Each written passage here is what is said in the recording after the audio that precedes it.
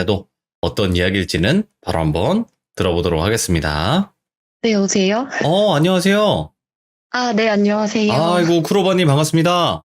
네, 반갑습니다. 아이고, 예, 일단은 오늘도 이렇게 처음으로 참여를 해주시고 좀 많이 긴장되시겠지만, 그래도 그냥 좀 편안하게 해주시면 될 것 같고, 일단 오늘 이야기가 좀 트라우마일 수도 있는 이야기인데도 불구하고, 또 용기 내서 참여해주셔서 감사드립니다. 네, 감사합니다. 네.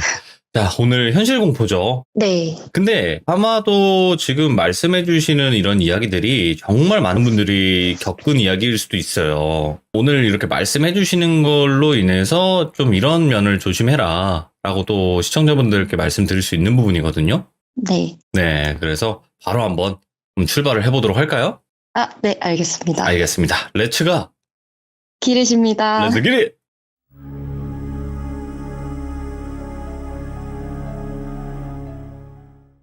오늘 들을 얘기는 이제 제가 자취를 하면서 겪었던 3가지에 대해서 얘기를 드리려고 해요. 지역도 나오나요?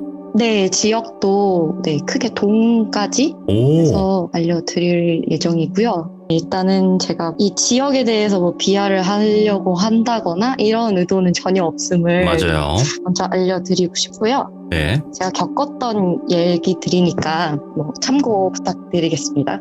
일단 저는 서울에 상경해가지고 지금 한 10년 정도 혼자 살고 있는 자취인이고요. 자취를 하는 동안에 겪었던 일들인데 일단 제가 처음에 서울에 올라와가지고 처음 살았던 동네가 신림동, 그 신림역 쪽에 있는 신림동 빌라촌인데요. 거기에서 있었던 일을 먼저 말씀을 드릴게요. 일단 그 당시에 제가 항상 저녁에 한 9시쯤에 퇴근을 해가지고 집에 맨날 한 9시에서 9시 반 정도쯤에 도착을 했었는데 신림역 근처에 빌라촌을 잘 아시는 분들이라면 아시겠지만은 그쪽에 일단 술집이 굉장히 많아요. 그래서 술집 골목들이 막 있는데 저희 집이 술집 골목을 지나가지고 한 번 더 꺾어서 들어가는 골목 안쪽에 위치를 해 있었어요. 그래서 보통의 빌라촌들이 그렇듯이 직사각형 골목들로 이루어져가지고 저희 집을 이제 역에서 가려고 하면 그 술집 골목을 끼고 있는 그 큰 골목으로 쭉 가가지고 한번 꺾어서 들어가거나 아니면은 이제 술집 골목을 중간에서 나와서 작은 골목으로 해서 나갈 수 있는데 저는 보통 사람들이 많은 걸 좀 싫어해가지고 그 술집 골목 중간에서 빠져나와서 차 한 대 정도 지나갈 수 있는 작은 골목으로 주로 다녔었어요. 네, 일이 있었던 날에 퇴근을 하고 집에 가고 있는데 지하철역에서 내려가지고 이제 출구로 나왔는데 출구 바로 앞에 그냥 정말 특이점이 없는 되게 평범한 차림에 평범한 마스크의 남성분이 저한테 말을 걸어 오시는 거예요. 가까이 오시면서. 근데 저한테 말을 거실 게 없으니까 근데 제가 그때 당시 이제 헤드폰을 끼고 있어서 이어폰도 아니고 헤드폰인데 자꾸 말씀을 막 제 앞에서 하시니까 무슨 말씀을 하시는 거지 싶어가지고 헤드폰을 벗었어요. 근데 그냥 저를 쳐다보시면서 마음에 들어서 그러는데 술 한잔 할래요? 마음에 들어서 그러는데 술 한잔 하실래요? 이 얘기를 계속 하시는 거예요. 이게 그냥 그런 거라고 생각하실 수도 있겠지만 솔직히 지하철역에서 나오는 사람한테 그렇게 말을 보통 하지는 않잖아요. 술집 근처에서는 그러지. 그쵸. 술집 골목이었으면 제가 이해를 했을 텐데 그게 아니라 지하철역 앞에서 그렇게 말씀을 하시니까 조금 이상하다라는 생각이 들어가지고 그냥 뭐 죄송합니다. 그냥 괜찮습니다. 그리고 그냥 지나서 나왔어요. 지나서 이제 그 남자분을 지나쳐가지고 저희 집을 가야 되니까 이제 술집 골목 쪽으로 들어가는데 가다가 뭔가 느낌이 쎄해가지고 뒤를 돌아봤는데 그 남성분도 술집 골목에 계시더라고요. 그래서 처음에 따라왔나? 라는 생각이랑 동시에 한편으로는 그냥 술집을 오시는 분이었나 보다. 내가 너무 예민하게 생각을 했나 보다. 라는 그런 생각을 해가지고 근데 괜히 이제 긴장이 되니까 너무 무서운 마음에 빨리 여기를 빠져나가야겠다. 그래서 또 작은 골목 쪽으로 가려고 중간에 그 술집 골목을 다 벗어나서 이제 빨리 그냥 이 작은 골목만 지나서 집에 들어가면 되겠다 했는데 갑자기 뒤에서 어이! 하면서 부르시는 거예요, 누가.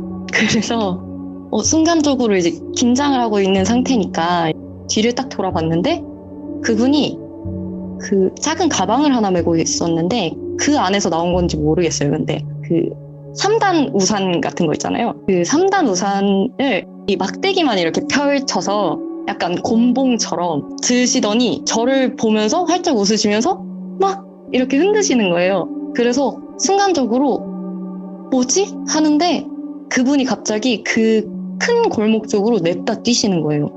근데 그 순간에 든 생각이 저 사람 우리 집을 알고 있을 수도 있겠다 라는 생각이 갑자기 드는 거예요. 왜냐면 처음 봤으면 그 사람이 저를 그냥 따라오지 굳이 다른 길로 해서 그 사람이 뛰어갈 일이 없잖아요.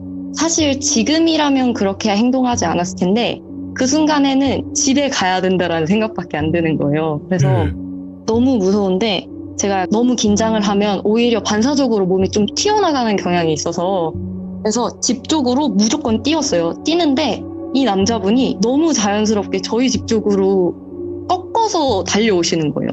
근데 저희 집까지 가면은 되겠다라는 생각만 하고 있었는데 저희 집이 빌라촌이라 가지고 보통 그 공동현관이 비밀번호로 돼 있잖아요. 그래서 이걸 어떡하지 하는데 다행히도 그날따라 문이 열려 있는 거예요. 그래서 제가 문 손잡이를 잡으면서 그대로 문을 닫으면서 들어갔어요, 안으로.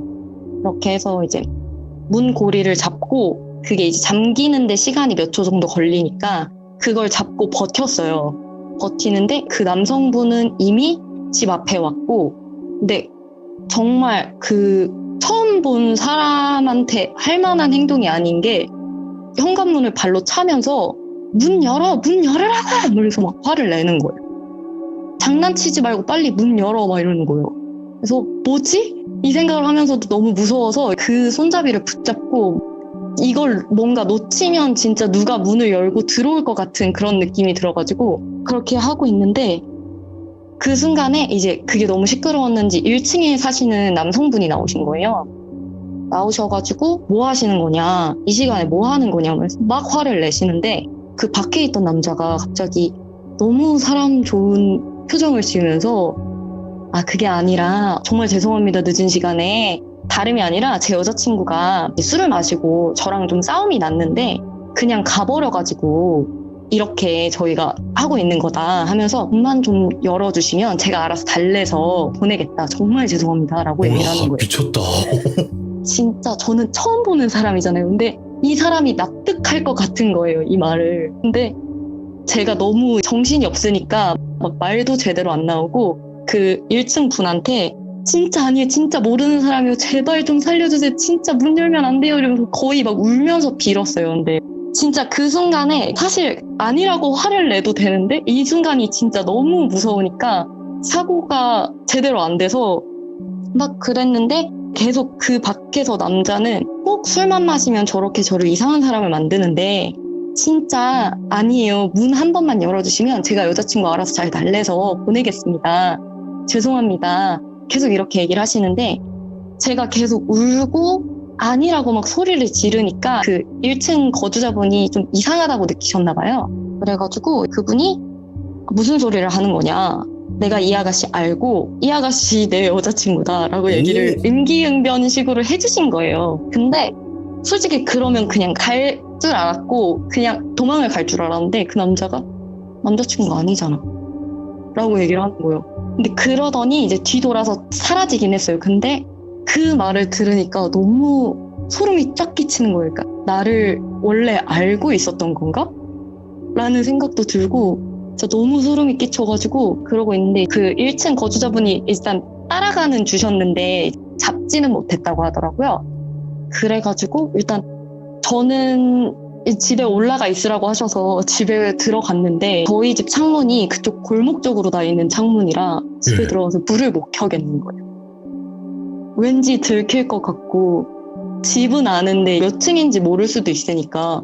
근데 그 상태로 막 그렇게 벌벌 떨다가 경찰에 신고는 했지만 경찰에서는 뭐 별다른 일이 생긴 건 아니니 그렇지. 뭐 어쩔 수 없다 라는 대답만 받았고 그 분도 잡지는 못했고 그렇게 이제 이사만 조용히 나온 그런 일이 신림동에서 한 번 있었고요. 아니 근데 네.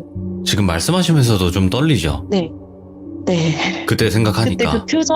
그때 그 표정이 너무 그 사람을 되게 비웃는 듯한 그런 느낌을 되게 많이 받았거든요. 처음에 말을 거셨을 때부터. 그래서 좀 불쾌하다고 느꼈던 것도 있는 것 같아요. 그 사람이 어떤 행색이었고 어떻게 생겼고 나이는 대략 몇 살 정도로 보이고 이런 것도 말씀은 가능하실까요? 네, 나이는 그때 당시 한 20대 중반에서 후반 정도로 보였고요.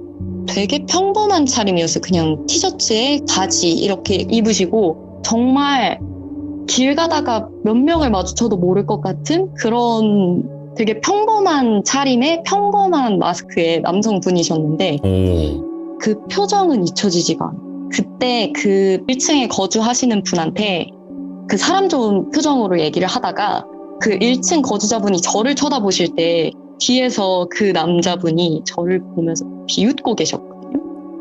그게 진짜 너무 무섭고 소름이 끼치고 그 순간에 와, 문 열리면 난 진짜 죽겠구나라는 생각이 막 들었었어요. 한마디로 이거네요. 지금 내가 여기서 떠나도 또 보자? 좀 이런 느낌 있잖아요. 아, 그쵸. 약간 그런 느낌이었어요. 그래서 제가 최대한 빨리 이사를 나와버렸거든요.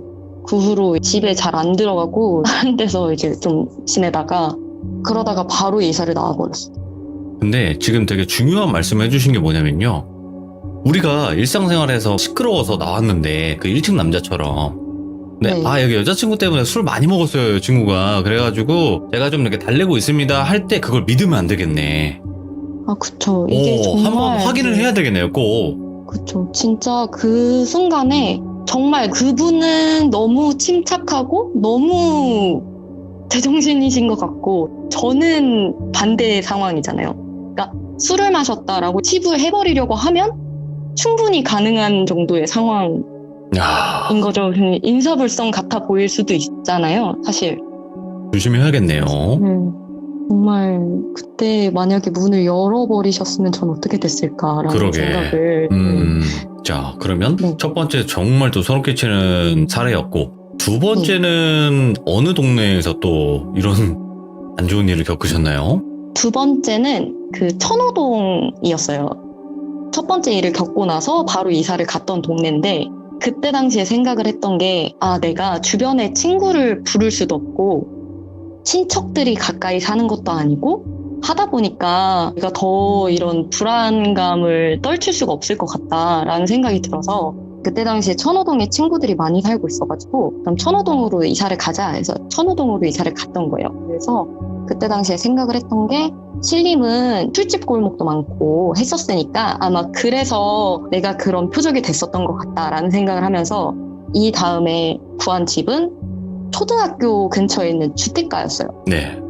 그래서 초등학교 근처다 보니까 아무래도 아이들이랑 같이 다니신 학부모님들도 많으시고 낮 시간이든 저녁 시간이든 동네 분들이 운동장에서 운동을 하시는 경우가 많아서 이 정도면 내가 안전하겠다라는 생각을 가지고 그쪽으로 이사를 가서 한 6개월 정도는 정말 아무 문제 없이 잘 지냈고요. 그러다 보니까 이제 조금 방심을 했던 것 같아요. 그래서 저녁 시간에 거기 같은 경우에는 주택가다 보니까 여기랑은 조금 멀어서 마을버스를 타고 거기서 내려가지고 한 5분 정도 걸어가야지 집이 나오는 그런 곳이었는데 그 마을버스에서 내리면은 큰 골목을 따라서 쭉 올라가면 초등학교가 있고 그 초등학교를 낀 옆 골목에 있는 집이었어요. 근데 초등학교를 가기 전까지 가로등이 별로 없었어요.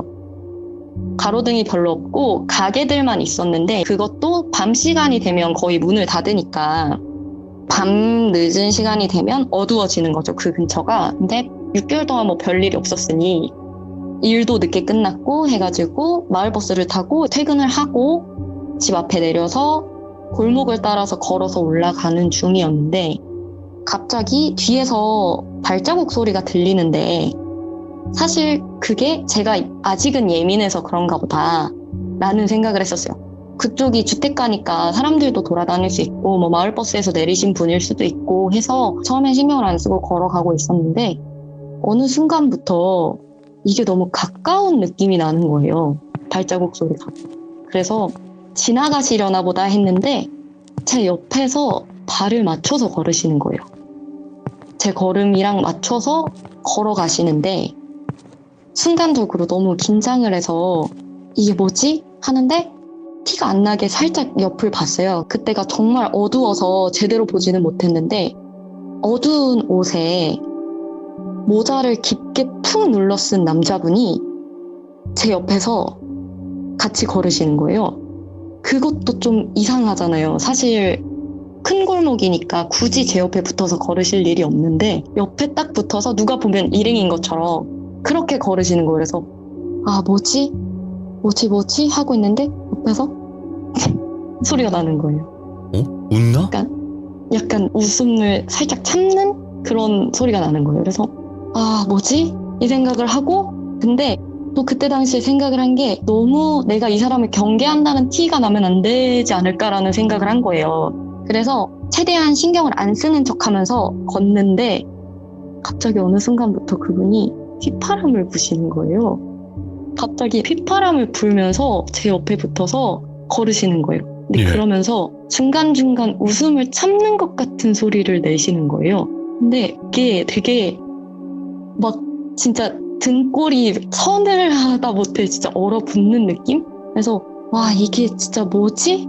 이 생각을 하면서 근데 아직은 가로등이 너무 없으니까 빨리 좀 밝은 곳으로 나가고 싶다 한데 제가 할 수 있는 게 뭐 달릴 자신도 없고 그냥 앞을 보면서 그냥 아무렇지도 않게 걸어가는 것밖에 없었어요. 근데 저 멀리 보니까 그 큰 전봇대 가로등이 보이더라고요. 그리고 네. 초등학교 실루엣이 보이고 주택가들이 조금씩 보이기 시작하더라고요. 그래서 혼자 속으로 아 제발 진짜 저 주택가에서 한 분만 나와달라고 제발 한 분만 나와주세요. 그러니까 뭔가 그러면 공기의 흐름이라도 바뀔 것 같았거든요. 그래서 아 정말 막 하고 있었는데 이제 그 남자분이 이제는 숨길 생각도 없어 보여요. 옆 얼굴을 그냥 보면서 걸으시는 거예요. 아예 미쳤다. 노골적으로 뚫어져라 보시면서 예. 휘파람을 부시고 그런 식으로 저를 몰아가는 느낌이 계속 드는 거예요. 그래서 아 진짜 어떡하지 계속 이 생각만 하고 아 제발 하고 있는데 진짜 다행히도 제가 그 전봇대 바로 앞에 주택이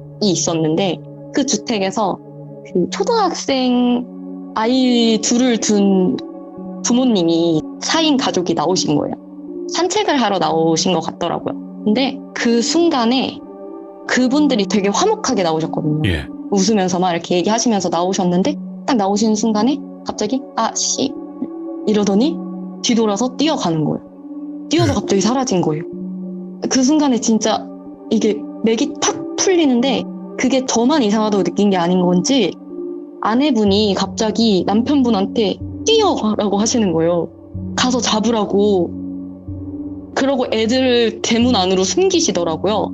그랬는데 이제 그분을 잡지는 못했어요. 그 남자를 잡지는 못했고 왜냐면 너무 순식간에 잠깐 보신 거라 가지고 그런 건지 그리고 먼저 뛰어갔다 보니까 그래가지고 그날은 그 가족분들께서 산책 나온 김에 집에 데려다 주시겠다라고 하셔가지고 집까지 어차피 그 동네니까 데려다 주시고 그렇게 마무리가 됐어요. 근데 정말 이게 그 후로 누가 휘파람을 부는 게 너무 무서워요. 솔직히 그때부터 이게 그냥 기분이 좋아서 하는 거더라도 너무 막 그 심장이 이렇게 옥죄이는 느낌? 트라우마니까. 네. 갑자기 그런 생각들이 막 이렇게 들어오면서 되게 힘들어가지고 그런 일이 있었습니다. 근데 그 여성분은 어떻게 그 느낌을 확 눈치를 채고 그렇게 했을까? 그러니까요. 와. 그래서 그분들이 되게 감사했던 게 혹시라도 또 이런 일이 생기면 그냥 아빠 하고 크게 소리를 지르면 뛰어나와 주시겠다고 그렇게 얘기를 하셨어요. 그리고 정 안 되겠으면 그냥 아빠 하고 대문 열어놓으니까 그냥 대문으로 들어와 버리라고 그렇게 얘기를 해주셔가지고 그래도 좀 위안이 많이 됐었던 그런 일입니다. 진짜. 근데 네. 정말 우리 시청자분들도 조심해야 되는 게 우리 시청자분들이 겪는 일들인 거예요. 이런 게. 지금 크로버님도 시청자분이시고 네. 지금 말로만 들어도 이 정도인데 실제로는 얼마나 무섭겠냐는 거예요. 진짜 그때는 이렇게 죽는구나라는 생각도 했었어요. 용기 많이 내주신 거예요. 진짜 여러분들. 진짜 많이 용기 내주셔서 지금 이런 일이 있었다라고 말씀해 주신 거고, 이 이야기를 들으면서 우리 시청자분들도 한 번 더 조심할 수 있는 기회가 될 수 있을 거예요. 감사합니다, 크로바님. 자, 이제 마지막 동네로 한 번 더 좀 힘든 기억을 좀 끄집어내 봐야 될 것 같은데, 여기는 어딘가요? 여기는 집은 아니고요. 집에 예. 가는 길인데 남구로역 가리봉동입니다. 아이고, 가리봉동이라고 하면 니네 눈지 아니? 거긴가? 아, 네, 맞습니다. 엄마. 제가 그 일을 겪었을 때가 한창 그 범죄도시 원이 엄청나게 인기를 끌고 있던 시기였어요. 그럴 때여가지고 그때 당시에 저희 친오빠가 그 동네 무서우니 그 근처로 다니지 마라 라고 했는데, 사실 그때 저는 그 바로 옆 동네에 이제 가산동에 살고 있었고요. 거기 근처에 좋아하는 맛집도 있었고, 그래서 별 생각이 없었어요. 뭐 괜찮다, 뭐 그 옛날 일이다 이렇게 생각을 하고 살았었는데, 사실 제가 거기에 사는 건 아니니까 잠깐 가는 건 상관없겠지라고 생각을 했었는데, 그때 당시를 설명을 해드리자면, 제가 그때 가산동에 살고 있었고 직장은 신도림역 쪽이었습니다. 그래서 가산동 옆에 저희 집 근처에 안양천이 있었어요. 그래서 안양천으로 해서 쭉 따라 올라가서 도림천으로 지나오면은 자전거를 타고 한 30분이면 출근이 가능한 그런 곳이었어요. 그래가지고 그런 곳에 다니고 있었기 때문에 제가 그때 자전거를 하나 구입을 해서 자전거를 타고 출퇴근을 하고 있었을 때고, 계속 그렇게 다니고 있다가 어느 날은 이제 휴일 전날이었어요. 그래서 네. 출근을 그날도 자전거로 하고 이제 퇴근을 해야 되는데 너무 집에 가기 싫은 거예요. 그래서 그 친한 동생이랑 같이 그때 당시에 이제 좋아하는 게임이 있었어가지고 PC방을 가자. PC방을 가서 좀 놀다가 집에 가자. 이런 얘기를 해가지고, 사실 그때까지만 해도 PC방에 갔다가 밤 늦게 나오면 택시를 타고 집에 가야지 라는 생각을 하고 있었는데, 한참 재밌게 놀다 보니까 아무 생각 없이 자전거 타고 집에 가야 되는데 라는 생각을 한 거예요. 그래서 자전거를 타고 집에 가야겠다라는 생각을 하고 그 새벽 4시쯤 헤어져서 자전거 길을 찾아봤는데, 안양천 그 변이 새벽 시간에 다니면, 그러니까 밤 시간에 다녀도 네. 그 불빛이 별로 없어서 되게 무섭거든요. 그래서 거기보다는 그래도 가로등이 많고 뚫려 있는 시내길로 가는 게 낫지 않을까 해서 찾아봤는데, 안양천으로 해서 가면 30분이 걸리는 거리가 시내길로 가면은 20분이면 가는 거예요. 그래서 그러면은 뭐 빨리 그냥 집에 가서, 어차피 지금 시간에 사람도 없을 테니까 빨리 그냥 자전거를 타고 집에 가서 잠을 빨리 자자라는 생각으로 자전거를 타고 가는데, 새벽이니까 사람도 별로 없고 밤 공기도 너무 좋고 그래서 기분이 너무 좋은 거예요. 그래서 즐기면서 가고 있었는데, 중간에 그 남구로역 같은 경우에는 언덕에서 엎어져서 내려오는 그런 길이에요. 그래서 네. 남구로역에 딱 당도를 했는데 거기서부터 느낌이 너무 다른 거예요.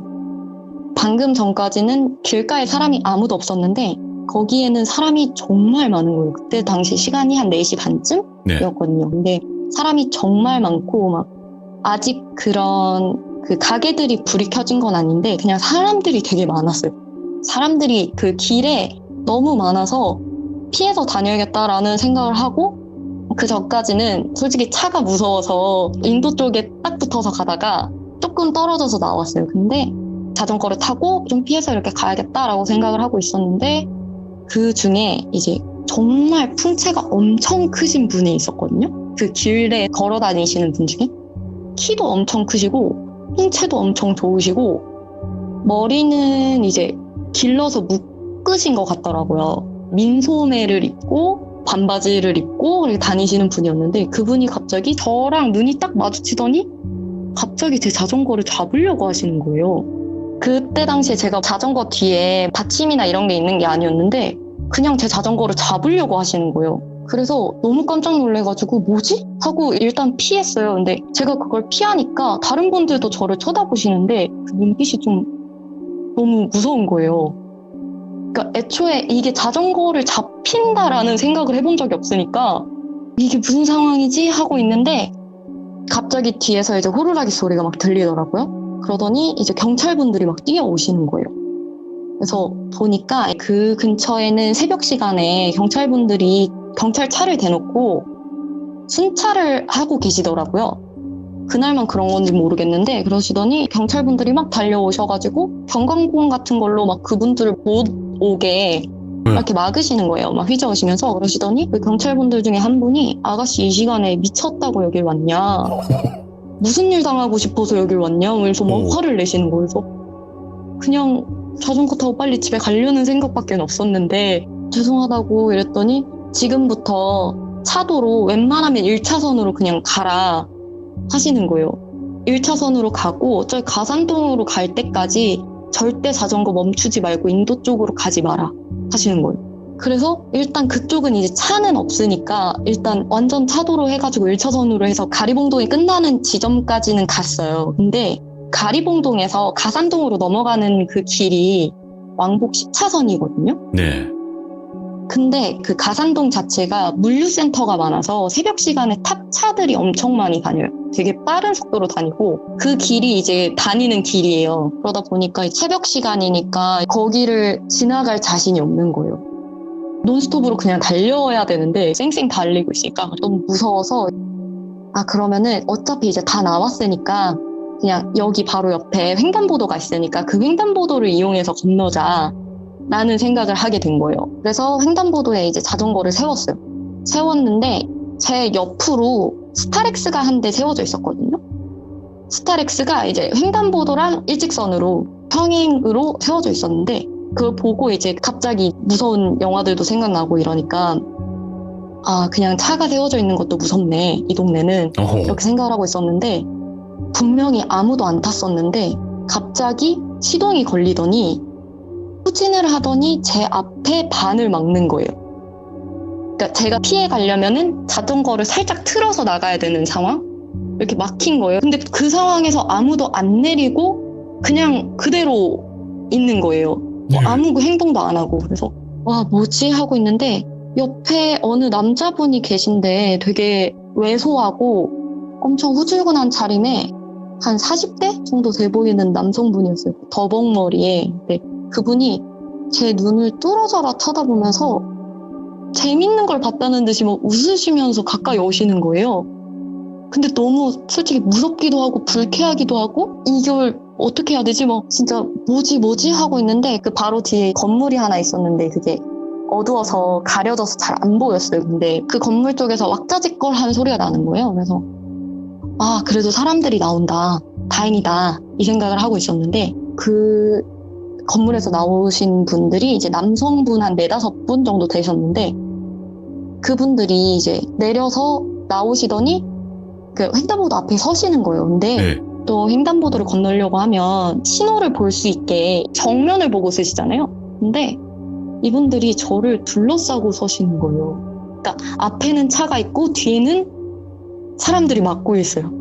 그래서 진짜 그때부터는 자전거 페달에 발을 대고 그냥 초록불 되면 그냥 튀어나간다라는 생각으로 세상에 저랑 그 신호등만 남겨진 것처럼 그렇게 보고 있었거든요. 근데 그 순간에 초록색 불이 확 다 껴가지고 그대로 그냥 진짜 말 그대로 튀었어요. 완전히 그 순식간에 낼 수 있는 거의 최고 속도를 찍었던 것 같아요. 진짜로 미친 듯이 달려서 그 가산동으로 딱 넘어가면 바로 그 아울렛 건물들이 있어요. 그래서 아울렛 건물 쪽으로 해서 몸을 숨기고 뒤를 봤는데 아까 그 분들이 그 횡단보도에서 다시 되돌아가고 계시는 거예요. 원래 있던 자리로.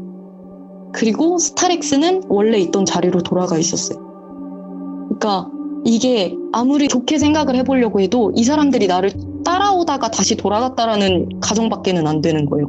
근데 이제 나중에 얘기를 들어보니까 이게 정확한 얘기인지는 모르겠지만 그 가리봉동을 벗어나서 뭔가 그런 범죄가 일어나면 뭔가 더 크게 가중처벌이 된다? 네. 뭐 이런 얘기를 듣기는 했는데 이게 뭐 정확한 얘기인지는 모르겠어요. 그래서 그러신 건지는 모르겠지만 아무튼 정말 제가 그날 진짜 너무 무서워서 그날은 저희 집까지 가는 길에 육교가 2개가 있는데 자전거를 그냥 들고 뛰었어요. 집까지 가는데 내가 살아있는 게 맞나? 라는 생각이 계속 드는 거죠. 근데 아무리 좋게 생각을 하려고 해도 그 상황은 그 사람들이 저를 따라오지 않았다라고 좋게 상상을 할 수 있는 건덕지가 없었어요. 너무 무서웠고 진짜 그날 집에 도착을 해서도 해가 완전히 뜨고 주변에 아무도 없다는 거를 경비원 분이랑 같이 확인을 하고 나서야 집에 들어갈 수 있었어요. 그렇게 그런 일들을 겪으면서 이거는 조심해야 되겠다 이런 생각을 안 할 수가 없었겠네요. 그쵸. 그 후로는 정말 단골집도 잃어버렸고, 정말 그쪽 근처에 못 간다라기보다는 그냥 그 새벽 시간에 부주의하게 행동하는 거를 정말 안 하고, 그 이후로 그 여파인지 집순이가 돼서 집 밖으로는 잘 안 나갑니다. 아, 감사합니다. 오늘 그래도 용기 내서 이렇게 얘기를 들려주신 건데, 일단은 지금 이 이야기를 들으실 분들에게, 이미 듣고 계신 네. 분들에게도 말씀을 좀 드리고 싶은 거는, 이거는요, 여러분들, 크로바님의 잘못은 1도 없는 거예요. 그 사람들이 미친 거고 잘못된 거지. 그리고 여러분들이 겪을 수도 있는 부분이에요. 그러니까 예를 들어서 크로바님 그런 경우 있잖아요. 아니, 왜 그 상황에 왜 그렇게 못했냐고요? 답답해. 막 이런 사람들 있잖아요. 네, 그쵸. 그러면 많이 들었어요. 제가 봤을 때는요, 본인이 그 상황이었을 때는 어떻게 했을까 이 생각밖에 안 들고, 그냥 간단하게 얘기를 하면 배트맨이 있고 로보캅이 있어요. 근데 악당들이 입을 쏘면 죽는 거거든요. 그 존재들은 입이 뚫려 있으니까 입만 쏘면 죽는데 자꾸 딴 데 쏘잖아요. 답답하죠. 네. 그거예요, 어떻게 보면. 그러니까 그 상황이 돼보지 않으면 절대 이해를 할 수 없고 몸이 굳잖아요, 기본적으로. 정말 정상적인 생각이 아예 안 들어요. 네, 안 들어요. 정말 그냥 하얗게 되는 것 같아요. 아, 그래도 오늘 이 이야기를 지금 3가지를 들려주시면서 많은 분들이 좀 더 조심할 수 있는 그런 경각심을 줄 수 있는 이야기여서 오늘 다시 한번 힘든 이야기 꺼내주셔서 감사드립니다. 고맙습니다, 크로바님. 네, 감사합니다. 앞으로는 좋은 일만 좀 가득했으면 좋겠네요. 감사합니다. 네, 감사합니다. 네. 와, 근데 진짜로 숨 막히게 들었어요. 그러니까 그냥 입장을 한번 바꿔봤거든요. 계속 이야기를 들으면서 내가 저 입장이었을 때는 어땠을까, 이렇게 대입을 해보면서 들었는데 정말 소름 끼치고, 나라면 저기서 저렇게 할 수 있었을까? 이런 생각도 들면서 정말 소름 끼치는 이야기였어요. 여러분들도 항상 조심하셔야 돼요. 왜냐면 이런 일들은 지금 우리 주변에도 일어나고 있고, 여러분들 앞으로도 겪으실 수도 있는 부분이기 때문에 조심해서 나쁠 건 없다고 저도 생각을 합니다. 항상 조심하시길 바라겠습니다. 감사합니다. 고맙습니다. 저번에 경자님께서 해주셨던 이야기 사연 자체가 뭔가 귀신 들린 집, 뭔가 귀도에 있는 집, 그런 집에서 사셨다가 또 겪었던 일들이거든요. 근데 오늘은 또 어떤 이야기일지 같이 한번 들어보도록 하겠습니다. 여보세요? 아, 경자님 안녕하세요. 안녕하세요. 네, 오늘 경자님께서 또 이렇게 와주셨는데 너무 감사드리고, 자, 오늘 해주실 이야기는 저번에는 집에 관련된 이야기를 들려주셨지만 네. 오늘은 어떤 이야기가 될까요? 오늘은 이제 그 집에서 나온 후의 이야기예요. 제가 직접 겪었다기보다 저희 어머니가 겪었던 일들과 예? 저희 첫째 언니하고 있었던 일과 그리고 그 첫째 언니의 수학 선생님에게 들었던 공포 썰과 뭐야? 그리고 예? 총 5가지인데요. 어머. 마지막 경험만 제가 겪었던 이야기예요. 아, 다 다른 얘기구나. 네, 5가지가 준비되어 있습니다. 이야, 5색 공포 이야기 바로 한번 네. 들어보도록 하겠습니다. 렛츠가! 기리십니다. 기리십니다.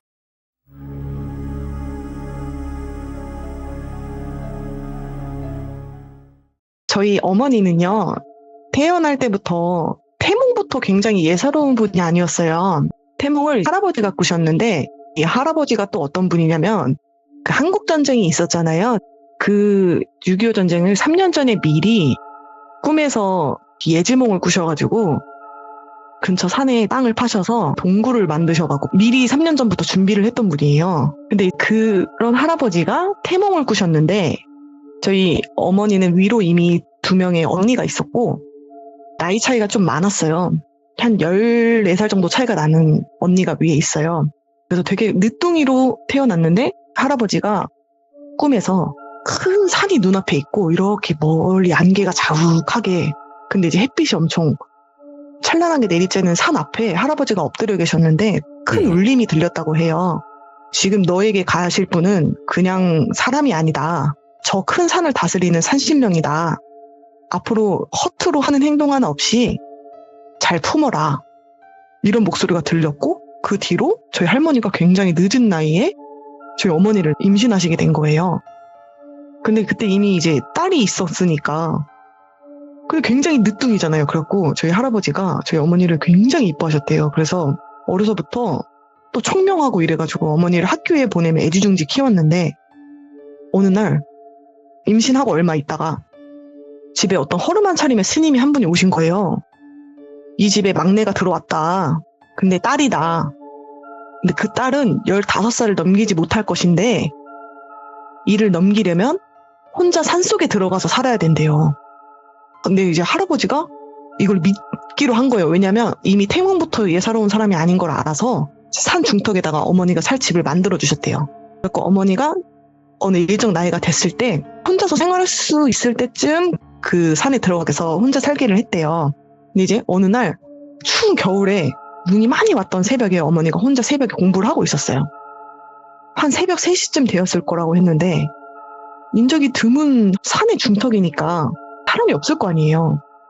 근데 조용한데 사박사박 눈 밟는 소리가 들리더니 한 남성이 목소리가 들렸어요.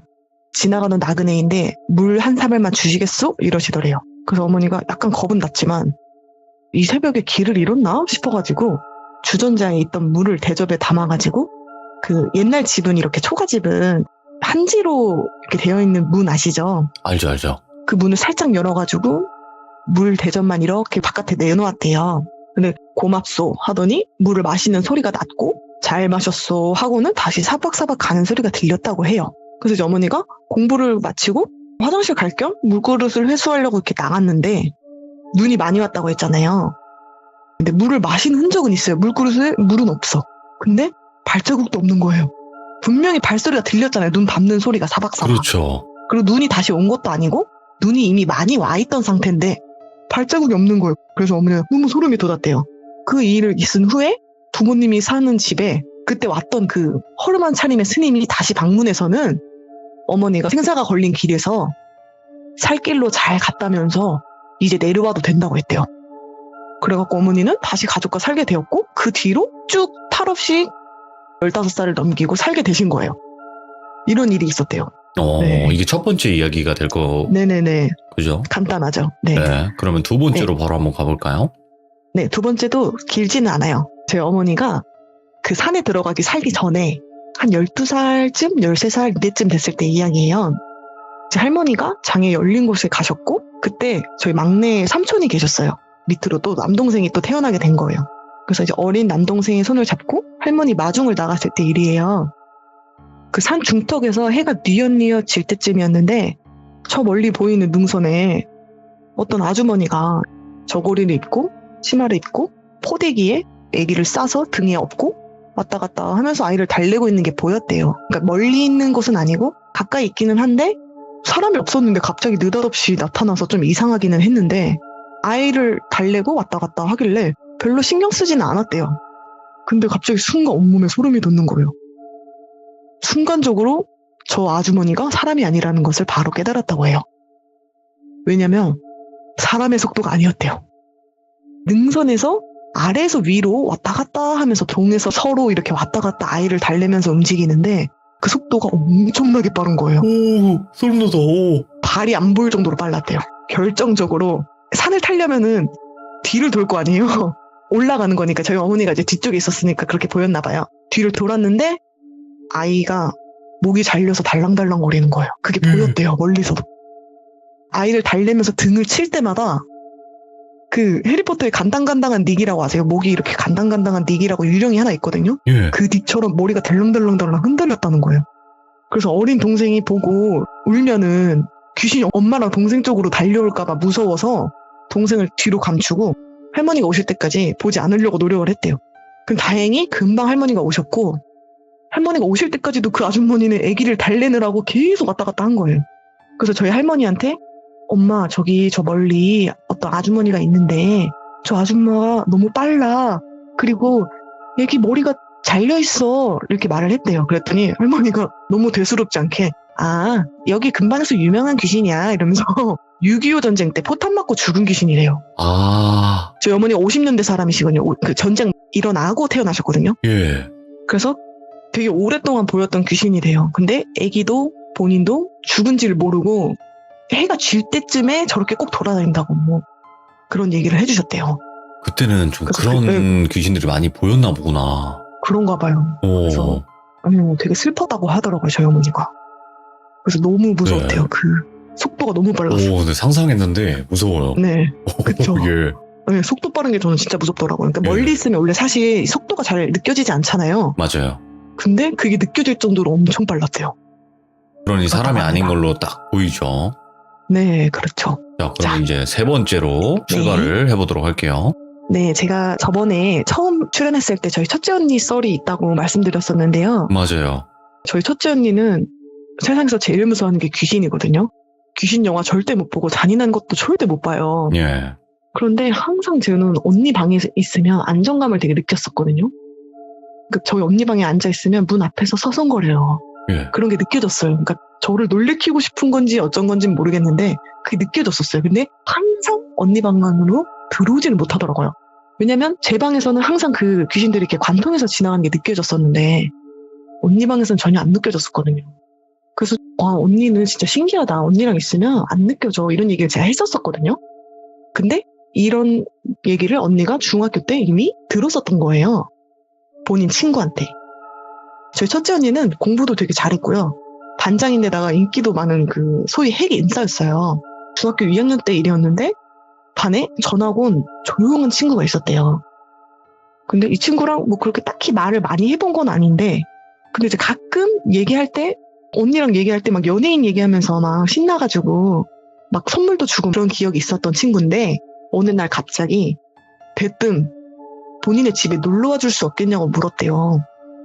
근데 보통 친구들이 놀러 오라고 할 때 야 우리 집 놀러 올래? 이렇게 물어보지 놀러와 줄 수 없겠니? 라고는 안 물어보잖아요. 그래서 그렇죠. 이 친구 좀 독특한 친구구나 이 생각을 했대요. 근데 이 친구가 항상 성경을 들고 다녔대요. 검은색 성경을. 근데 막 혼자 중얼중얼거리기도 하고 약간 겁먹은 것 같기도 하고 이런 친구여서 너 교회 다니니? 물어봤더니 교회를 다니지는 않는데요. 근데 성경을 맨날 들고 다니는 거예요. 그래서 뭐지? 했는데 갑자기 놀러 오라고 하니까 그래 뭐 네가 뭐 나 선물도 주고 그랬으니까 한번 친해져 보자 라는 생각으로 놀러 가기로 약속을 했대요. 그래서 이제 약속 당일 그 친구네 집에 가면서 가는 길에 그 친구가 갑자기 난 사실 무당의 딸이다. 네가 우리 집에 가면 좀 놀랄 수 있어서 미리 말하는 것이다. 우리 집에 가면 신당은 따로 있는데 집에 아마 어머니가 계실 것이다 이렇게 얘기를 하더래요. 그래서 알겠다 하고 가고 있는데 자기는 아직 신내림을 받지는 않았대요. 네. 아직 받지는 않았지만 이상한 것들이 보이고 들린다. 그런데 이상하게 너랑 같이 있으면 계속 귀에서 쏙쏙쏙쏙 하는 그런 귀신들이 말하는 소리가 들리는데 그게 들리지도 않고 눈에 보이지도 않는데요. 그래서 너무 신기하고 너랑 얘기하면 너무 재밌다 이러더래요. 그 자기가 사실은 집에 너무 가기가 싫다. 집에 자기를 싫어하는 악질 귀신이 몇 명이 눌러 앉아 있는데 어머니도 어쩌지를 못하는 아주 악질이다. 근데 걔들 때문에 너무 무서워서 내가 성경을 들고 다니기 시작했다. 그러니까 부적처럼 그렇게 들고 다녔는데 자기는 신내림 받고 싶지 않다면서 울면서 털어놓았대요. 그래가지고 집에 가기 전에 좀 치근한 마음이 들어서 마음의 준비를 했대요. 그래서 집을 갔는데 다행히 겉보기엔 평범한 아파트였고 도착해서 문을 열고 들어가면서 언니가 안녕하세요 하고 인사를 하니까 갑자기 친구가 화들짝 놀라면서 야 대박 너무 신기해. 방금 신발장 위에 있던 귀신 한 명이 너가 인사하자마자 창문으로 뛰쳐나갔어 이러는 거예요. 뭐 있다. 그러니까 언니는 보이지도 들리지도 느끼지도 못하니까 어리둥절하죠. 그냥 처음에 못 믿었대요 사실. 거짓말하는 거 아니야? 난 모르겠는데 이러고 있었대요. 근데 이번에 갑자기 친구가 자기 집을 곳곳이 데리고 다니면서 야 이번에 화장실 좀 가주면 안 돼? 이러더래요. 나 쉬 안 마려운데 그러니까 자 같이 가줘라 이래서 갔어요. 갔더니 그냥 화장실 문을 딱 열었는데 갑자기 친구가 또 우와 하면서 박수를 막 치더래요. 그래서 왜 그래? 이랬더니 야 욕조 안에 있던 애가 있는데 얘가 맨날 나 씻을 때마다 머리카락 사이에 얼굴을 집어넣어. 그리고 얘가 맨날 나한테 욕을 해. 이랬는데 너 들어가자마자 소리 지르면서 도망갔어. 너무 신기해 이러더래요. 언니는 안 느껴지니까 처음엔 진짜 얘가 미쳤구나. 못 믿겠다. 이러고 있었대요. 근데 이 친구가 사실은 이 친구들이 나를 항상 괴롭히고 집에 와서도 내가 쉴 수가 없고 너무너무 무서워하고 그러느라고 살기가 힘들었는데 네가 오니까 지금 집에 5명쯤 있었는데 다 도망갔다. 이제서야 내가 숨이 제대로 쉬어지고 살 것 같다면서 너무 행복해 하더래요. 근데 언니는 정작 본인은 그냥 돌아다닌 것밖에 없는데 한 게 없잖아요. 그래서 어리둥절해 하고 있었대요. 그래서 이제 친구 방에서 과자 먹으면서 수다 떨고 있는데 그냥 시시콜콜한 얘기하고 있었대요. 근데 이제 갑자기 문이 콱 열리더니 친구 어머니가 들어오신 거예요. 그러니까 인사를 이렇게 드렸죠? 안녕하세요 하고 드렸는데 언니는 쳐다도 안 보고 그 딸한테 누가 얘 데려오라고 했어! 이러더래요. 당장 내보내! 이러시더래요. 그 언니는 이런 대접 처음 받아보니까 친구네 집에 놀러 갔는데 어머니가 이러시는 경우는 거의 없잖아요. 너무 겁을 먹고 왜 어떡하지? 이러고 있는데 갑자기 어머니가 품속에서 칼을 꺼내시더래요. 근데 이게 우리가 생각하는 그런 식칼이 아니었던 것 같아요. 제 생각에는 그 무당분들이 쓰는 도구 중에 신장칼 이런 게 있거든요. 실제로 어떤 써는 칼은 아닌데 그런 도구였던 걸로 생각이 돼요. 그런 걸 꺼내시면서 당장 내보내! 떠나신다! 이러시더래요. 그래갖고 너무 소리를 고래고래 지르셔갖고 결국 쫓기듯이 나왔대요. 그리고 그 일이 있은 후로 바로 그 무당딸 친구가 전학을 가게 된 거예요. 전학을 가서 연락을 못 하게 되고 연락 안 하니까 어떻게 지내는지 모르잖아요. 근데 고등학생이 될 때쯤에 어떻게 연락을 받았어요. 건너. 근데 그 친구가 그 후로 신병을 앓다가 결국에는 신내림을 받았고 지금 현재 아주 유명한 무당이 되었대요. 고등학생 때 이미 무당이 된 거예요. 그래갖고 언니한테 전화가 와가지고 놀러 와준 거 너무 고마워한다고. 네가 막 왔을 때 당시 막 신병을 앓기 막 시작했을 텐데 그래서 괴롭힘을 당한 거예요. 근데 언니가 왔다 간 후로 잠시나마 앓지 않았대요. 아주 잠시 동안, 며칠 동안.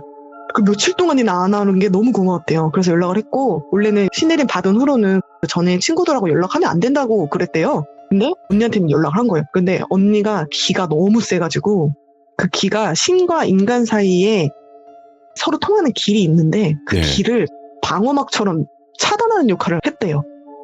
그래서 그 집에 어머니가 모시던 신까지 다 나갈 뻔했다고. 그래서 어머니가 그렇게 놀라가지고 신들이 갑자기 다 떠나니까 가니까 놀래가지고 온 거예요. 그래서 당장 나가라고 그렇게 했던 게 그런 이유 때문이었고 아마도 그 능력 때문에 제가 귀문 열린 그 집에서 언니 방에서 살아서 다행히 버텨낸 게 아닐까 합니다. 아니 그러면 네. 그 언니 분께서 이제 그 정도의 뭔가 기운 이런 거를 가지고 계셨다고 하면 그 집에 있는 귀신들은 왜 안 나갔었을까? 근데 왜 그러냐 제가 생각을 해봤거든요. 네. 근데 언니가 당시 20대 초반이었고 대학생이었어요. 네. 그래서 거의 집에 들어오지 않았습니다. 그래서 거의 한 새벽에 들어와서 집에 일찍 나가고 거의 안 들어왔어요, 집에. 아이고 언니분 저희 집도 한번 그냥 오셔가지고 차 한잔 하고 가셨으면 좋겠네요. 중요한 거는 저희 언니는 아무것도 느끼질 못해요. 네, 괜찮아요. 너무 그냥 무서워요. 한 번만 쓱 한번 그냥 여기 네. 들어갔다가 저기 들어갔다가 이렇게 가시면 아마 네. 저는 좋을 것 같아요, 기분이가. 근데 언니가 정말 귀신같이 가끔 이렇게 툭툭 던질 때가 있어요. 예. 그때 저번에 말했듯이 저희 집에 잠깐 왔는데 야 방문에 밖에 누가 나 쳐다봤어 이렇게 얘기하는 것들 있잖아요. 맞아요. 그런 것들이 굉장히 잘 맞아서 제가 많이 놀랬던 적이 있어요. 그 순간적인 촉 같은 게 있나 봐요. 오싹하면서. 자, 그러면 네. 이제 다음 이야기도 한번 넘어가 볼게요. 네, 이 이야기는 저희 첫째 언니의 수학 선생님께 들은 썰인데요. 본인이 직접 겪은 거고 이 네. 얘기를 하면서 너무 무서워했대요. 그 선생님이. 오. 이분이 남자분이었는데 군대에서 제대하고 나서 처음으로 돈을 벌어서 독립해가지고 요즘 말로 하면 1.5룸을 얻어서 살았던 시절에 있었던 가인울림 이야기예요. 그 선생님이 아르바이트를 하고 밤늦게 들어와서 씻고 침대에서 누워 자려고 하는데 어디선가 이런 소리가 들리더래요. 그래서 월세가 조금 쌌는데 쥐가 있나? 이런 생각을 했대요. 그래서 쥐덫을 사서 놔보고 이렇게 싱크대 밑 같은 데 이런 데다가 놨대요. 근데 이상하게 새벽만 되면은 자꾸 어디선가 이런 소리가 들리더래요. 그래가지고 이 소리 때문에 자꾸 자면서 깨는 거예요. 그래서 온 집안을 뒤졌는데 이게 쥐가 살면 흔적이 있거든요. 쥐똥 같은 것들이 있어요. 그렇죠. 쥐가 뭐 갉아먹은 흔적이라는 거 이런 게 있는데 없더래요. 그래서 이게 도대체 뭔 소린가 이러고 이렇게 지내다가 어느 날도 아르바이트를 하고 새벽에 맥주 한잔 하고 자려고 하는데 딱 눕자마자 뿌드득 하더래요. 그 눈이 번쩍 떠졌대요. 그날따라. 그래서 소리에 집중하니까 이 소리가 침대 밑에서 들리는 것 같더래요.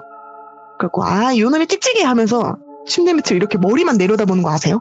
그 왜 항상 공포 영화에서 나오는 그런 특유의 행동 있잖아요. 예. 침대 밑을 딱 봤는데 순간 침대 밑에 이제 짐이 수납이 돼 있는데 그 사이로 웅크리는 여자랑 눈이 마주친 거예요. 엄청 어둡잖아요. 시커먼 그 틈 사이로 눈빛이 탁 마주쳤는데 너무 깜짝 놀라서 바로 침대 위로 스프링처럼 튀어 올라왔고 들들들 떨고 있는데 근데 그 순간 봤는데 이 여자가 웅크렸다고 했잖아요. 예? 웅크린 모양새가 눈밖에 안 보였는데 여자인 게 확실했대요. 왜냐면 손톱을 이렇게 긁는 듯한 형상을 순간적으로 본 거예요. 그래서 이 뿌드득 빠가득 하는 소리가 손톱으로 바닥 긁는 소리구나 이걸 느낌을 알았대요. 그리고 너무 무서워서 이대로 잠들면 무조건 가위 눌릴 것 같아가지고 그날 그냥 뜬 눈으로 밤을 지새웠대요. 그리고 고민을 하다가 혼자 자는 거 큰일 날 것 같은 이 생각이 들더래요. 낮에도 그 침대 밑을 못 본 거예요. 너무 무서워서. 그래가지고 나 혼자 이렇게 죽을 수 없지 이래가지고 군대 후임을 불렀대요. 친한 후임을 불러서 같이 술을 진탕 먹고 집에서 자기로 약속을 했어요. 그래서 이제 재밌게 둘이서 막 군대 갔던 얘기 막 하고 막 이렇게 하면서 재밌게 놀고 술을 엄청 먹인 다음에 본인은 침대 위에서 자기로 했고 후임은 거실에 대충 이불 깔고 자게 했는데 그날은 이제 너무 재밌어갖고 잠시 무서웠던 그 기분을 망각을 한 거예요. 또 새벽 2시쯤 되니까 탁탁탁탁탁 하는 소리가 들리더래요. 방문을 열어놨기 때문에 거실에서 후임이 자는 게 보였대요. 소리 들린다 하는 순간 갑자기 온몸이 굳더니 누운 자세에 그대로 느닷없이 가위가 시작되었대요. 근데 갑자기 뿌두둑뿌둑 소리가 어제랑 다르게 너무 크게 들리는 거예요. 너무 무서웠대요. 근데 그 순간 옆으로 자고 있었는데 옆으로 자고 거실을 보는데 바닥에서 뭔가 검은 형체가 움직이는 게 보이더래요. 근데 그 검은 형체가 침대 밑에서 나오는데 너무 작더래요. 그래서 이렇게 작지 봤는데 하반신이 없는 거예요. 그러니까 기어 나왔을 거 아니에요? 손톱으로 이렇게 부다닥닥닥 하면서 나왔는데 하반신이 없는 거예요. 그 보니까 이 여자의 검은색으로 보였던 게 검은 머리카락이랑 그냥 상체밖에 없기 때문에 그냥 한 뭉텅이로 보인 거예요. 이 하반신 없는 여자가 손톱으로 바닥을 긁으면서 하반신이 없으니까 긁었겠죠. 이렇게 기어 나오면서 거실로 나가고 있었던 거예요. 근데 거실에 누가 자고 있었잖아요. 후임이. 가위 눌림 중이어가지고 이 선생님도 소리를 못 내고 그 장면을 그냥 보고 있었대요. 근데 그 검은색 뭉텅이 귀신이 천천히 후임 위로 올라가더래요. 그 올라가는 모습을 보고 바로 기절했대요. 너무 무서워서 그냥 그 순간 기절한 거예요. 그리고 다음날 이제 자기 정신을 차려 깼더니 후임이 막 울고 있더래요. 후임이 진짜 땀으로 온몸이 젖어 있고 오줌까지 싼 거예요.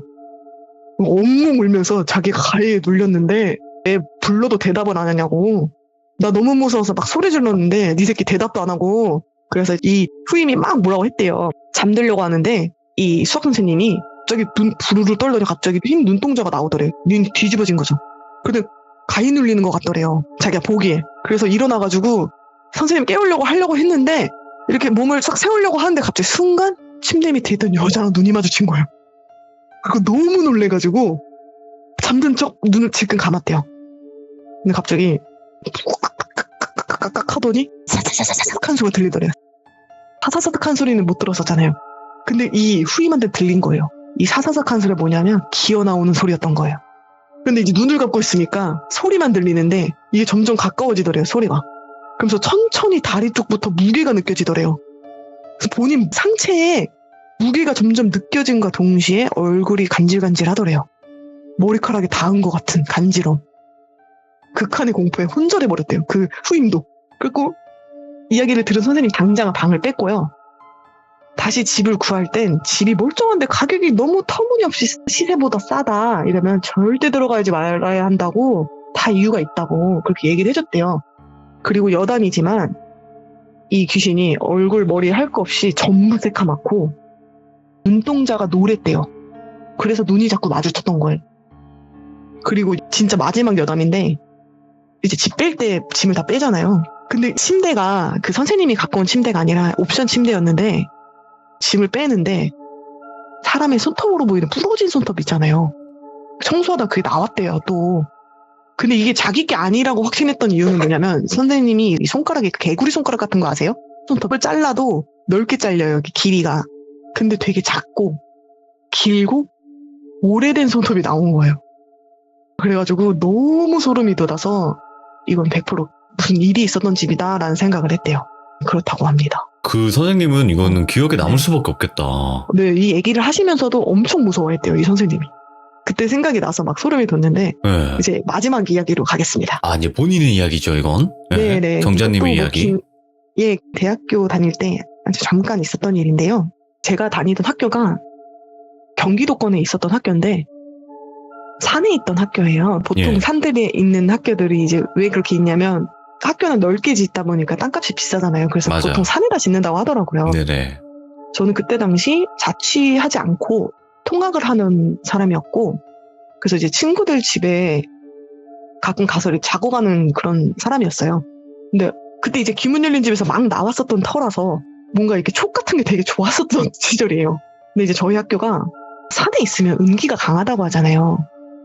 음기하면 여성들의 기운인데 이게 너무 세서 학교 안에 남근상이 있을 정도로 음기가 센 학교였어요. 그래서 자취하는 구역이 두 구역으로 나눠져 있었는데 구구역과 신구역이 있었어요. 근데 물길 사이 하나로 구구역과 신구역이 엄청 차이가 났거든요.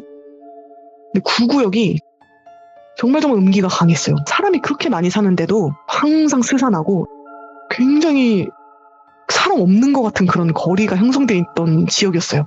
사람 사는 동네가. 그래서 그날은 그 친구가 저한테 이제 이 사연의 친구가 저랑 별로 친하지 않았어요. 그리고 오히려 약간 조금 떨떠름한 사이라고 해야 되나? 그 친구네 집에서 자본 적도 없고 별로 말도 안 해봤는데 뭔가 그냥 이 친구는 저를 좀 불편해하는 거예요. 근데 그 친구가 갑자기 저한테 오늘 혹시 우리 집 와서 자고 가줄 수 있어? 이러는 거예요. 그래서 일단 알겠다 하고 이제 그 친구네 집에 갔어요. 근데 알고 보니까 그 친구가 그 집에 혼자 있기가 싫었던 거예요. 보통 이제 그 빌라촌이 다세대 주택으로 이루어져 있거든요. 지하 1층이랑 지상 3층에서 보통 4층인데 그 친구가 꼭대기층에 살고 있었어요. 그리고 뷰가 산 쪽을 바라보는 뷰였어요. 근데 그 산이 되게 가까이 있었거든요. 그냥 이렇게 창문 열면 거의 그냥 바로 산이었는데 이 산에 또 되게 사연이 많아요. 이 산에 무덤도 엄청 많고 뭐 어떤 되게 얘기가 많은데 저는 막 신입생이어갖고 그런 사연은 몰랐고 그냥 네. 그 산이 보이는데 기운이 너무 안 좋은 거예요. 집에 문을 열자마자 일단 햇빛이 안 들어왔어요. 근데 또 산 바로 앞에 있으니까 너무 스산한 거예요, 집이. 야, 너 여기 혼자 살아? 이랬더니 또 심지어 2명이 같이 산대요. 2명이 사는 집인데 굳이 나를 불러? 이러면서 들어갔더니 부를만 했다 싶은 거예요. 집이 사람 사는 집 같지가 않은 거예요. 들어가자마자 분위기가 묘하길래 여기는 너 혹시 가위 눌리니 요즘? 이랬더니 그렇대요. 갑자기 느닷없이 가위가 눌리기 시작했대요. 이 집에서 살면서. 근데 웃긴 건 같이 사는 친구는 안 걸리고 자기만 걸린대요. 그래서 왜 그럴까 봤더니 이 침대가 2층 침대였는데 자기가 위에서 잤대요. 위에서 자는데 이 침대를 놓은 자리가 좀 안 좋은 것 같은 거예요. 제가 볼 때는. 근데 네. 그냥 느낌적으로 뭔가 이 산이 중턱이 보이는데 이 산과 일직선상에 있는 것 같은 느낌이 드는 거예요. 그래서 그 친구 침대에 앉아가지고 창문을 통해서 산을 바라보고 있는데 그때 밤 12시 정도 됐었거든요. 그 산을 보고 있는데 그 산에 빨려 들어가는 것 같은 느낌이 드는 거예요. 근데 순간적으로 사람을 봤어요. 제가. 산 중턱에 사람의 상체를 봤는데 보통 이렇게 온몸이 다 보이는 경우는 별로 없거든요. 근데 상체만 보이는데 군인 같더라고요. 군복을 입었어요. 근데 총을 든 건지는 모르겠는데 하여튼 어깨에 뭘 메고 있었고 눈동자가 안 보여요. 눈이 하얘. 그러니까 원래 약간 미치면은 눈 뒤집어진다 하잖아요. 눈이 하얀데 엄청 다크서클 내려온 것처럼 얼굴에 그림자가 엄청 져가지고 그냥 딱 봐도 저건 사람이 아니다를 알았어요. 근데 걔랑 눈이 맞추니까 이 친구가 왜 가위 눌리는지 알겠는 거예요. 아, 여기 귀신이 보이는 자리구나. 여기도 길이 있나 보다. 제가 살던 집처럼 지나가는 길이 있나 보네. 이 생각이 딱 들었어요. 그래갖고 친구한테 야, 이거 책상이랑 침대 자리 바꾸고 너는 2층에서 자지 마라. 그냥 바닥에서 자라. 그랬어요. 그래갖고 바닥에서 다 같이 자고 그 친구가 다음날 일어났는데 가위 안 눌렸다는 거예요. 바닥에서 자니까 가위 안 눌린대요. 근데 그러나 저러나 결국 그 친구는 방을 뺐어요. 바로. 계속 가위 눌려서. 이유 없이 자기가 계속 몸이 아프고 여름인데 감기 걸린 것처럼 계속 춥고 이래서 결국 방을 빼고 이사를 갔는데 제가 졸업하고 1년 있다가 학교에 축제가 있다 그래서 이제 후배들 볼 겸 놀러 갔었어요. 놀러 갔다가 이제 그 친구네 집이 생각이 나가지고 저는 졸업을 했는데 그 친구는 졸업 안 했었어요. 졸업 안 해가지고 만났는데 저는 그 친구가 이제 그 근처 사는 줄 알고 야 너 여기 어디 살아? 이랬더니 자기는 신관 쪽으로 옮겼대요 집을. 그래서 왜? 이랬더니 알고 보니까 그 집은 아닌데 그 친구 살던 집은 아닌데 그 옆집이 불이 난 거예요 집에. 불이 났는데 왜 불이 났냐면 그 학교에 다니던 여학생이 남자친구가 의부증 같은 게 걸려가지고 여자의 집에 불을 낸 거예요. 근데 그 친구가 군인이었던 거예요. 타령해서 와서 불 지르고 그 산에서 극단적인 선택을 한 거예요. 근데 이게 저희가 학교 들어가기 몇 년 전의 일이었고 그걸 나중에 안 거예요. 그 친구도. 그래서 그 집, 그 건물 있잖아요. 그 건물이 아예 재건축을 했대요. 재건축을 해도 사람이 들어오면 못 사는 거예요. 계속 나간대요, 사람들이. 그래갖고 그 집만 새 집처럼 남아있어요, 아직도. 알고 보니 그 집이 불나서 사람이 죽은 집이었다. 그리고 그게 군인이었는데 그 군인을 내가 봤다. 그랬습니다. 대박이죠? 오늘 진짜 알차게 옴니버스식으로 진짜 5가지 네. 이야기를 들어봤는데 진짜 감사드리고 네. 아마 경자님도 안 봐도 뻔하겠지만 좀 예술 쪽을 하실 거 아니에요. 아, 네. 네, 그렇다 그렇죠. 보니까 좀 더 네, 그런 네, 쪽의 그 느낌이라든지 그런 게 좀 더 예민하지 않았을까라는 생각은 해보긴 해요. 아무튼 오늘 경자님의 소름 끼치는 5가지 이야기 너무너무 잘 네. 들었고 다음번에 또 다른 이야기로 찾아와 주시면 너무나 행복할 것 같네요. 감사합니다.